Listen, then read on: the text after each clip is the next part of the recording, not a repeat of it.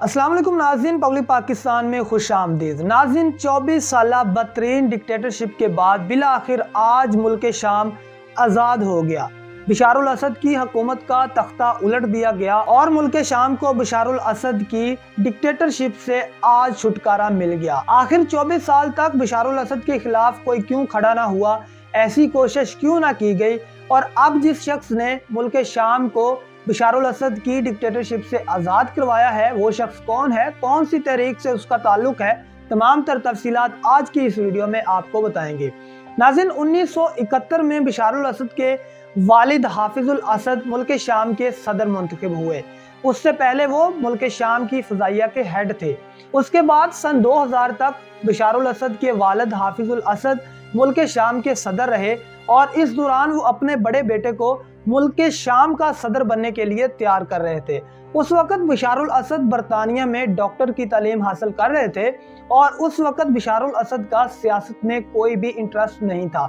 लेकिन 1994 में एक ऐसा अफसोसनाक वाक़या पेश आया कि जिसके बाद बशारुल असद की सोच मुकम्मल तौर पर तब्दील हो गई और अपनी तालीम छोड़कर वो बरतानिया से मुल्क शाम वापस आ गए। और फिर उसके बाद बशारुल असद के वालिद ने बशारुल असद को मुल्क शाम का अगला सदर मुंतखब होने के लिए तैयार करना शुरू कर दिया। उससे पहले हाफिजुल असद अपने बड़े बेटे को मुल्क शाम का सदर बनाने के लिए तैयार करवा रहा था, लेकिन 1994 में एक ट्रैफिक हादसे में उनके बड़े बेटे की वफात हो गई। उसके बाद बशारुल असद के वालिद ने बशारुल असद को तैयार किया कि आप मेरी वफात के बाद मुल्क शाम के सदर होंगे। फिर सन 2000 में बशारुल असद के वालिद हाफिजुल असद की वफात होती है और उसके बाद मुल्क शाम के नए सदर बशारुल असद मुंतखब हो जाते हैं और उसके बाद फिर उन्होंने 2024 तक मुल्क शाम पर हुक्मरानी की और इस दौरान उन्होंने मुल्क के अंदर मौजूद लोगों पर बहुत ज्यादा जुल्म भी किए। नाज़रीन, मुल्क शाम की 80% आबादी बशारुल असद को पसंद नहीं करती थी और इससे शदीद नफरत करती है।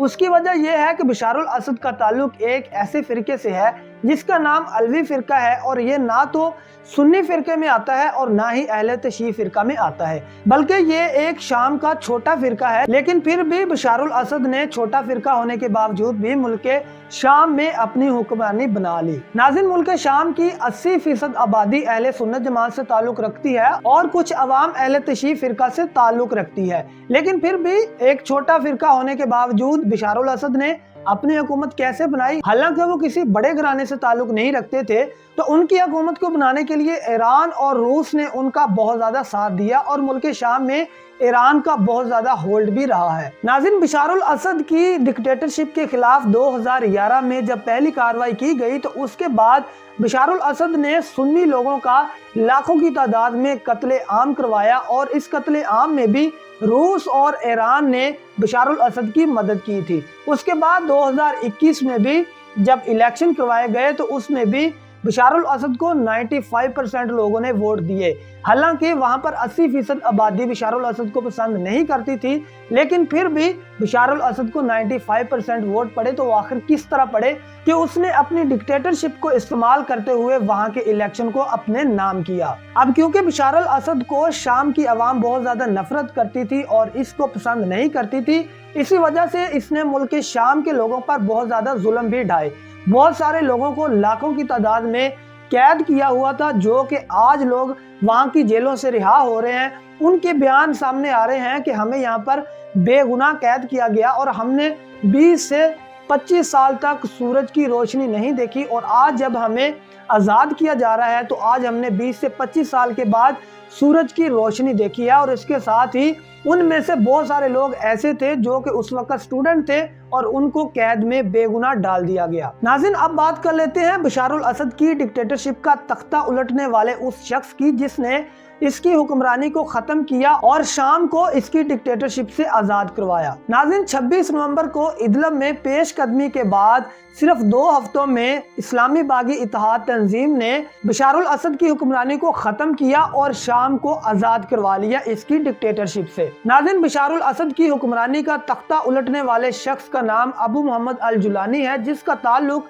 इस्लामी बागी इत्तेहाद की तंजीम से है اور ان کا تعلق حیات تحریر الشام سے بھی ہے جن کے یہ سربراہ ہیں۔ انہوں نے 26 نومبر کو ادلب میں ایک پیش قدمی کی، اس کے بعد اب انہوں نے شام کے سب سے بڑے شہر حلب میں پیش قدمی کی اور وہاں پر ڈکٹیٹرشپ سے آزاد کروایا اس شہر کو۔ اس کے بعد انہوں نے دمشق کے اوپر فتح حاصل کی اور اس کے بعد بشار الاسد وہاں سے فرار ہو گیا۔ اب ایک طرف انٹرنیشنل میڈیا پر یہ خبریں گردش کر رہی ہیں کہ بشار الاسد کا طیارہ خلا میں کریش ہو گیا اور اس کے بعد اس کی وفات ہو گئی، لیکن دوسری طرف یہ بھی خبریں گردش کر رہی ہیں کہ بشار الاسد اس وقت روس میں چھپا ہوا ہے۔ ناظرین، ابو محمد الجولانی 1982 میں سعودی عربیہ کے شہر ریاض میں ایک شامی گھرانے میں پیدا ہوئے تھے اور اس کے بعد وہاں سے وہ موو کر کے ملک شام میں آ کر پناہ گزیر ہوئے تھے، لیکن اس کے بعد جب انہوں نے ملک شام کے اوپر بشار الاسد کی ڈکٹیٹرشپ دیکھی تو انہوں نے مختلف اسلامی تحریکوں میں شامل ہو کر